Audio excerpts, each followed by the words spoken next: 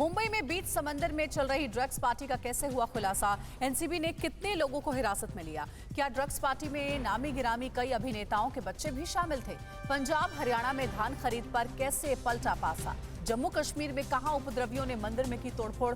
देश की सभी अहम खबरों को देखिए टॉप 9 राष्ट्र में। एनसीबी ने मुंबई से गोवा जा रहे एक वर्ल्ड क्लास क्रूज शिप पर छापेमारी की, जिसमें चल रही हाई प्रोफाइल ड्रग्स पार्टी का पर्दाफाश हुआ है। छापेमारी के दौरान एनसीबी ने बड़ी मात्रा में कोकीन, हशीश समेत कई प्रकार के ड्रग्स बरामद किए हैं। एनसीबी ने 10 लोगों को हिरासत में भी लिया है, जिसमें नामी गिरामी अभिनेताओं के बेटे भी शामिल हैं। कल शाम 4 बजे कार्डेलिया नाम का ये क्रूज समुद्र के 2 दिन के टूर पर निकला था और 4 अक्टूबर को इसे वापस आना था। लेकिन ये क्रूज जैसे ही मुंबई से निकला और समंदर में पहुंचा तो ड्रग्स पार्टी शुरू हो गई। एनसीबी की टीम पहले से क्रूज पर मौजूद थी। भारी मात्रा में ड्रग्स पाए जाने के बाद क्रूज को मुंबई की ओर मोड़ दिया गया है। सूत्रों के मुताबिक कार्डेलिया क्रूज की ओपनिंग करीब 2 हफ्ते पहले ही हुई थी। इसमें ड्रग्स पार्टी के पीछे एक दिल्ली बेस्ड कंपनी नमस्क्री एक्सपीरियंसेस का नाम सामने आया है। क्रूज में नमस्क्री नाम से एक म्यूजिकल प्रोग्राम था, जिसकी ऑनलाइन बुकिंग हुई थी। एंट्री के लिए करीब 80 से 82 हजार रूपए की फीस रखी गई थी। शिप में ज्यादातर दूसरे राज्यों के लोग थे। पंजाब और हरियाणा में आज से धान की खरीद शुरू हो रही है। केंद्र ने धान में नमी का हवाला देते हुए 11 अक्टूबर से धान खरीद की बात कही थी। इसके बाद किसान संगठन हंगामा कर रहे थे। कल हरियाणा के मुख्यमंत्री मनोहर लाल खट्टर की केंद्रीय उपभोक्ता मामले, खाद्य और सार्वजनिक वितरण राज्य मंत्री अश्विनी चौबे से मुलाकात के बाद धान खरीद को हरी झंडी मिली। जम्मू कश्मीर के अनंतनाग में शरारती तत्वों ने बरकशेखा भवानी माता मंदिर में तोड़फोड़ की। ये प्राचीन मंदिर करीब 100 साल पुराना है। वारदात के बाद मौके पर पहुंची पुलिस ने जल्द ही आरोपियों की गिरफ्तारी का दावा किया है। वहीं बीजेपी नेता सुनील शर्मा ने कहा है कि ऐसी हरकतों को बर्दाश्त नहीं किया जाएगा। पूर्व सीएम महबूबा मुफ्ती ने भी मंदिर में तोड़फोड़ को गलत बताया है। आरएसएस प्रमुख मोहन भागवत ने जम्मू कश्मीर में संघ की शाखाएं लगाने पर जोर दिया है। मोहन भागवत अनुच्छेद 370 हटने के बाद पहली बार जम्मू कश्मीर पहुंचे थे। वहां उन्होंने संघ के प्रसार की बात कही है। भागवत ने कहा है कि जम्मू सहित कश्मीर की घाटी में संघ की शाखाओं का नेटवर्क स्थापित किया जाना चाहिए, ताकि यहाँ के लोग भी खुद को राष्ट्रवाद से जुड़ा महसूस कर सकें। भारत पाकिस्तान अंतर्राष्ट्रीय सीमा से सटे सुचेतगढ़ में कल से बीटिंग द रिट्रीट सेरेमनी की शुरुआत हुई है। यह अटारी बॉर्डर की तरह ही है। उद्घाटन समारोह में उपराज्यपाल मनोज सिन्हा और केंद्रीय मंत्री गिरिराज सिंह मौजूद थे। बीएसएफ की तरफ से शुरू की गई ये सेरेमनी हफ्ते में 2 दिन होगी। महात्मा गांधी की 152वीं जयंती पर कल दुनिया भर के लोगों ने श्रद्धांजलि दी। संयुक्त अरब अमीरात ने श्रद्धांजलि देते हुए विश्व की सबसे ऊंची बिल्डिंग बुर्ज खलीफा को रंग बिरंगी लाइट से सजाया। बुर्ज खलीफा पर बापू की कई तस्वीरों को दिखाया गया। इसे देखने के लिए बड़ी संख्या में लोग उमड़े। कोरोना महामारी को मात देने के लिए देश में अब तक 90 करोड़ से ज्यादा कोरोना वैक्सीन की डोज लगाई जा चुकी है। इस बीच कल कोरोना के 23,000 नए केस सामने आए हैं और 241 लोगों की मौत हुई है। पिछले 24 घंटे में 25,000 मरीज स्वस्थ हुए हैं। देश में इस समय कोरोना के 2,64,000 एक्टिव केस हैं।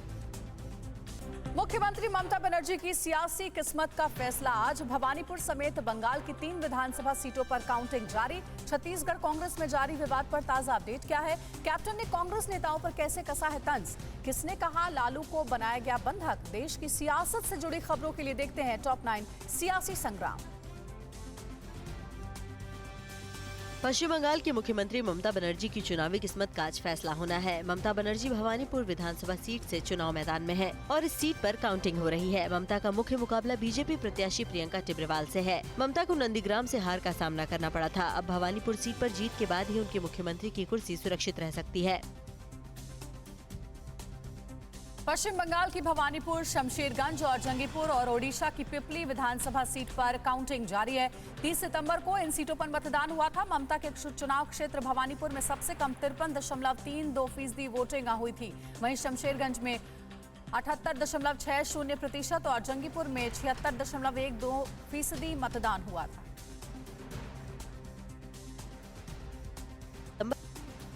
छत्तीसगढ़ के सीएम भूपेश बघेल समर्थक करीब 30 कांग्रेसी विधायक दिल्ली में डेरा डाले हुए हैं। राज्य में 2.5 साल के फॉर्मूले को लेकर नेतृत्व परिवर्तन की चर्चा जोरों पर है। इस बीच भूपेश बघेल ने साफ कर दिया है कि छत्तीसगढ़ पंजाब नहीं है। दिल्ली में डटे विधायक प्रदेश प्रभारी पीएल पुनिया से मुलाकात करने पर अड़े हुए हैं, लेकिन खुलकर बोलने से कतरा रहे हैं। इस बीच मुख्यमंत्री भूपेश बघेल और मुख्यमंत्री पद के दावेदार टीएस सिंहदेव कल बेमेतरा में एक कार्यक्रम में साथ साथ नजर आए। भूपेश बघेल ने कहा है कि विधायकों के दिल्ली दौरे को तूल नहीं देना चाहिए। अपनी मर्जी से वे कहीं भी जा सकते हैं, जबकि टीएस सिंहदेव कई बार अपनी बात कह चुके हैं और फैसला आला कमान के ऊपर छोड़ दिया है। नेतृत्व को लेकर विवादों के बीच मुख्यमंत्री भूपेश बघेल को कांग्रेस आलाकमान ने बड़ी जिम्मेदारी दे दी है। उन्हें यूपी विधानसभा चुनाव के लिए ऑब्जर्वर बनाया गया है। छत्तीसगढ़ कांग्रेस संगठन में भी बदलाव किया गया है। बीजेपी ने कहा है कि कांग्रेस भूपेश बघेल का एटीएम की तरह इस्तेमाल कर रही है। वहीं पूर्व सीएम रमन सिंह ने कहा कि कांग्रेस अपने अंतिम दौर में है। पंजाब के सीएम पद से इस्तीफा देने के बाद कैप्टन अमरिंदर सिंह कांग्रेस पर हमलावर हैं। अमरिंदर ने कहा कि पंजाब में पार्टी की कलह संभालने में नाकाम नेता उनके खिलाफ दुष्प्रचार कर रहे हैं। एक तरफ हरीश रावत कहते हैं कि 43 विधायकों ने मेरे खिलाफ पत्र लिखा है। अब सुरजेवाला कह रहे हैं कि 78 विधायकों का पत्र मिला था। इससे लगता है कि पूरी पार्टी सिद्धू की कॉमेडी में रंग गई है। पंजाब कांग्रेस में जारी घमासान पर पार्टी के सीनियर नेताओं में भी दो फाड़ हो गया है। हरियाणा के पूर्व सीएम भूपेंद्र सिंह हुड्डा ने कहा है कि कैप्टन अमरिंदर की नाराजगी पर कांग्रेस नेतृत्व को मंथन करना चाहिए। हुड्डा ने सिब्बल के घर पर हुए प्रदर्शन की भी निंदा की। वहीं सलमान खुर्शीद ने कहा कि हम पार्टी के नेतृत्व से संतुष्ट हैं। सीडब्ल्यूसी की बैठक में सब साफ हो जाएगा। आरजेडी नेता और लालू के बड़े बेटे तेज प्रताप यादव ने बिना नाम लिए अपने भाई तेजस्वी पर बड़ा आरोप लगाया है। उन्होंने कहा कि दिल्ली में लालू को बंधक बनाकर कुछ लोग पार्टी का राष्ट्रीय अध्यक्ष बनने का सपना देख रहे हैं। तेज प्रताप यादव ने ये भी ऐलान किया है कि आरजेडी जल्द टूट जाएगी। तेज प्रताप ने नवगठित छात्र संगठन की बैठक में कल खुले मंच से ये ऐलान किया है। चुनाव आयोग ने लोक जनशक्ति पार्टी का चुनाव चिन्ह फ्रीज कर दिया है। चिराग पासवान और उनके चाचा केंद्रीय मंत्री पशुपति कुमार पारस के बीच पार्टी में वर्चस्व को लेकर विवाद के चलते चुनाव आयोग ने ये कार्रवाई की है। अब दोनों गुट के लोग पार्टी के चुनाव चिन्ह का उपयोग नहीं कर पाएंगे। आयोग ने विवाद के निपटारे तक अपना नया सिंबल चुनने को कहा है। एलएसी पर चीन भारत को उकसाने के लिए अपनी सेना की तैनाती बढ़ा रहा है। चालबाज चीन के इस हरकत को देख भारतीय फौज भी पूरी तरह से अलर्ट पर है। सेना प्रमुख जनरल एमएम नरवणे ने कहा है कि चीन की हर गतिविधि पर हमारी नजर बनी हुई है और हम किसी भी हालात से निपटने में सक्षम हैं। जनरल नरवणे ने पाकिस्तान को भी उसके नापाक इरादों को लेकर घेरा है। उन्होंने कहा है कि पाकिस्तान की घुसपैठ कराने की हरकतों की वजह से फिर से फरवरी से पहले जैसे हालात बन रहे हैं। पड़ोसी देशों की साजिशों से जुड़ी खबरों के लिए देखिए टॉप 9 चीन पाक साजिश। एलएसी पर चीन की साजिशों को मुंहतोड़ जवाब देने के लिए भारत ने भी पूरी तैयारी कर ली है। लद्दाख पहुंचे army chief general MM Naravane ने TV9 भारतवर्ष से खास बातचीत में दुश्मन देशों को सख्त संदेश दिया है। जनरल नरवणे ने कहा कि भारत की फौज हर चुनौती के लिए तैयार है। चीन की हर हरकत पर हमारी पूरी नजर है। उन्होंने कहा कि एलएसी के हालातों पर हमारा पूरा नियंत्रण है। Army chief general MM Naravane ने कहा कि चीन की सभी गतिविधियों पर हमारी नजर है। भारतीय फौज को चीन की कई हरकतों के काफी इनपुट्स मिल रहे हैं। इसी के मुताबिक भारत भी इंफ्रास्ट्रक्चर और सैनिकों के हिसाब से बराबर की तैनाती कर रहा है। लद्दाख में आर्मी चीफ ने फॉरवर्ड एरिया में तैनात जवानों से मुलाकात की और सुरक्षा तैयारियों का जायजा लिया। आर्मी चीफ जनरल नरवणे ने कहा कि पिछले 6 महीने में एलएसी पर हालात सामान्य रहे, लेकिन हाल के दिनों में चीनी सैनिकों की तैनाती बढ़ा दी गई है, जिसके बाद हमें भी तैनाती बढ़ानी पड़ी। हालात सामान्य हो रहे हैं। उन्होंने कहा कि इसी महीने के दूसरे हफ्ते में 13वें दौर की बातचीत होने की उम्मीद है, जिसके बाद हम डिसएंगेजमेंट की प्रक्रिया आगे बढ़ाएंगे। भारत और चीन के बीच एलएसी पर 1 साल से ज्यादा समय से चल रहे तनाव को खत्म करने के लिए भारत ने 18 एक्शन पॉइंट बनाए हैं। एलएसी पर शांति को लेकर अक्टूबर में 13वें दौर की बैठक होनी है। भारत ने बैठक में विवादित मुद्दों को एक साथ के बजाय एक कर उठाने का फैसला किया है। इसमें कोंकालाक के पास हॉट स्प्रिंग, डेमचोक और देपसांग में पेट्रोलिंग के अधिकारों को बहाल करने का मुद्दा भी शामिल है। एलएसी पर चीन तनाव बढ़ाने वाली हर हरकत कर रहा है। जिनपिंग की पीएलए अक्साई चीन के इलाके में भी रात में युद्धाभ्यास कर रही है। चीन ने भारत से लगती सीमा पर रूस के अत्याधुनिक S-400 एयर डिफेंस सिस्टम को तैनात कर दिया है। चीन ऐसी हरकतों से एलएसी पर जंग जैसे हालात बनाने में लगा है। ऐसी भी आशंका जताई जा रही है कि चीन एक बार फिर से गलवान जैसी खूनी झड़प को दोहराने की साजिश कर रहा है।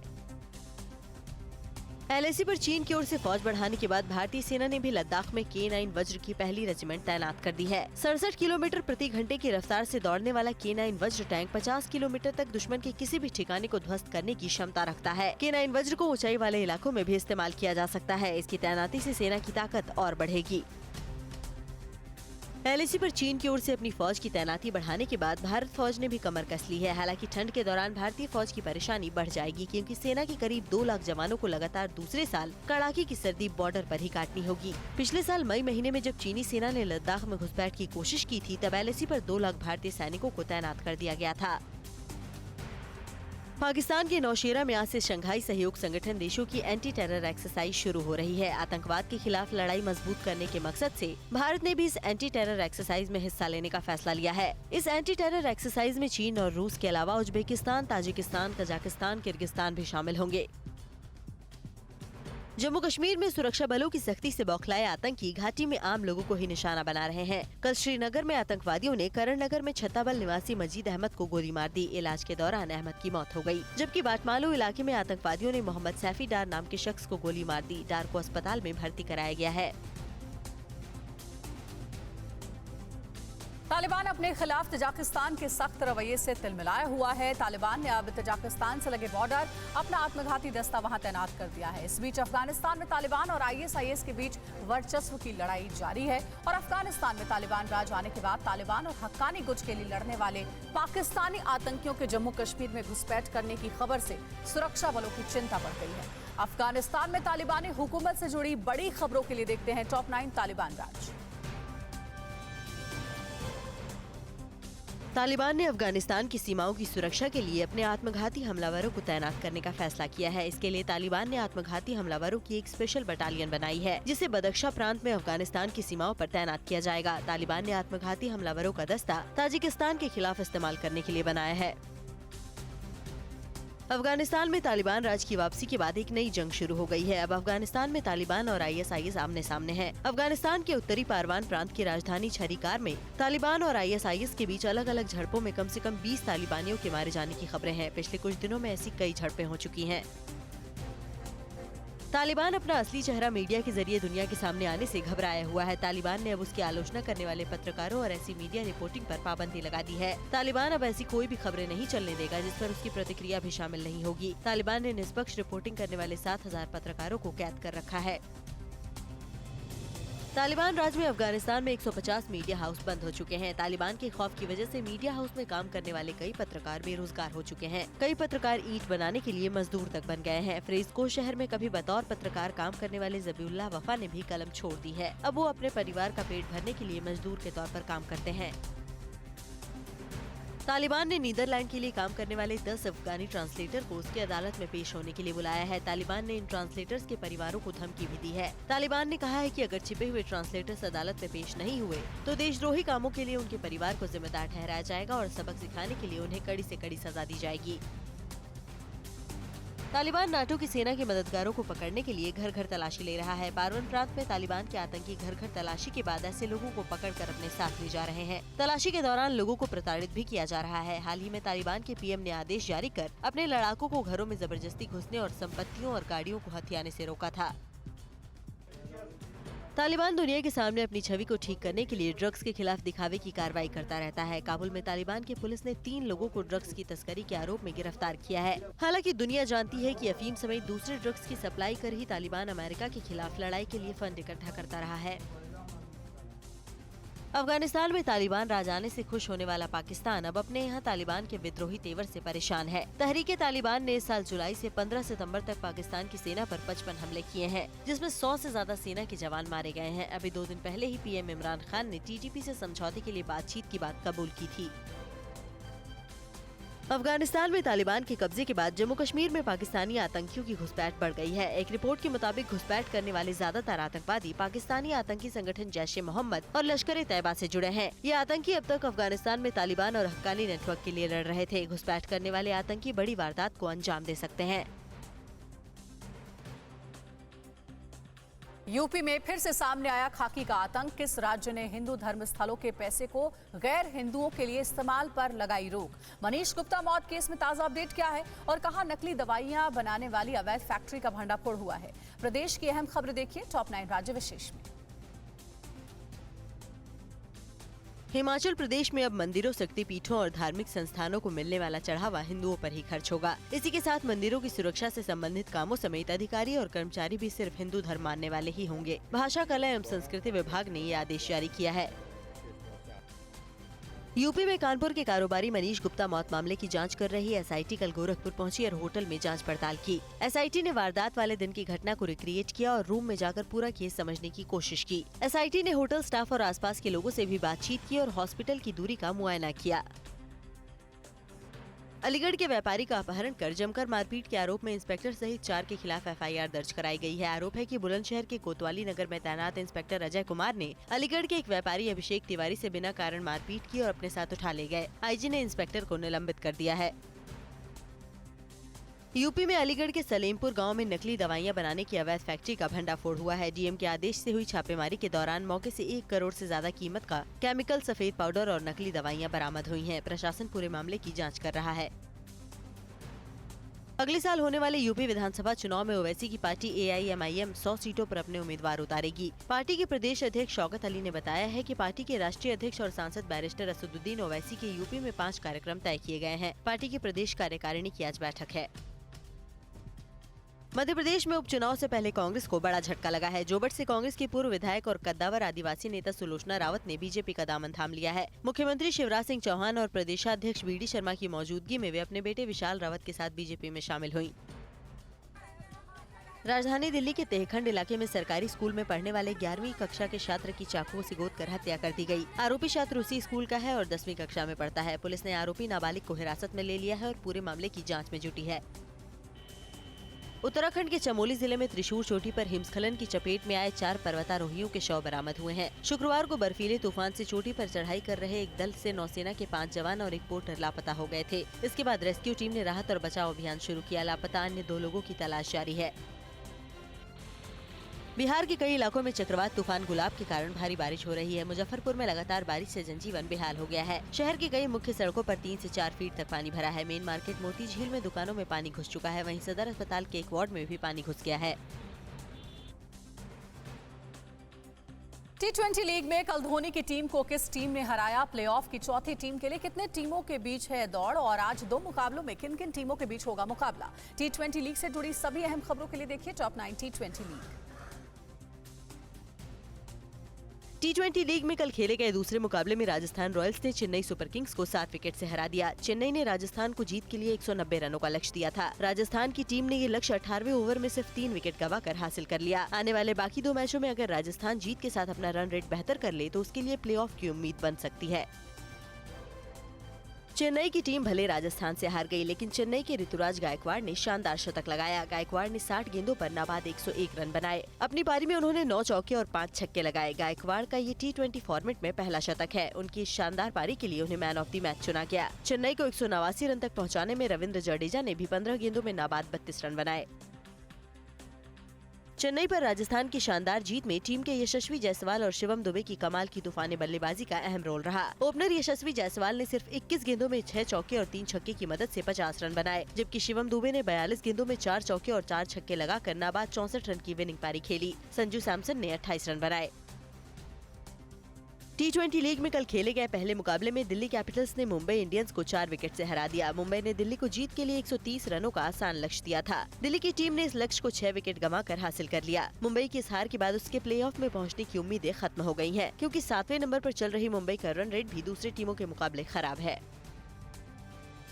मुंबई इंडियंस की हार की वजह एक बार फिर उसकी फ्लॉप बल्लेबाजी रही। मुंबई की ओर से कप्तान रोहित शर्मा का बल्ला फिर नहीं चला। सूर्य कुमार यादव और क्विंटन डी कॉक ने कुछ कोशिश की, लेकिन वो भी बड़ी पारी नहीं खेल पाए। सूर्य कुमार ने 33 रन, क्विंटन डी कॉक ने 19 रन बनाए। हालांकि मुंबई के गेंदबाजों ने 129 रन के स्कोर को डिफेंड करने की पूरी कोशिश की, लेकिन वो जीत दिलाने के लिए नाकाफी थे।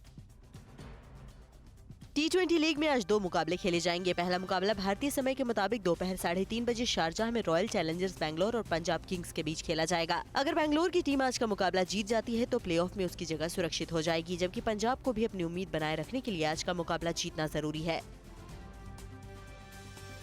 T20 लीग में आज दूसरा मुकाबला दुबई में कोलकाता नाइट राइडर्स और सनराइजर्स हैदराबाद के बीच खेला जाएगा। ये मुकाबला शाम 7:30 बजे शुरू होगा। हैदराबाद की टीम पहले ही प्लेऑफ की रेस से बाहर हो चुकी है, जबकि कोलकाता की उम्मीद बनी हुई है। कोलकाता की टीम अगर अपने बाकी 2 मैच जीतने के साथ रन रेट दूसरी टीमों से बेहतर बनाए रखती है तो वो पहले 4 में पहुँच सकती है।